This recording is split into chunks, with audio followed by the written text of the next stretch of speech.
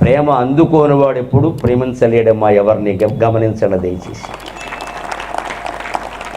ప్రేమింపబడని వాడు ఎవరిని ప్రేమించలేడు. వాడు భార్యను కూడా ప్రేమించడు, ఎందుకంటే తల్లి వాడిని ప్రేమించలేదు. పిల్లలకి ఎప్పుడు ప్రేమ అంటే మాటలు మాట్లాడడం కాదు, స్పర్శ. తల్లి తండ్రి మధ్యలో పడుకోవాలి.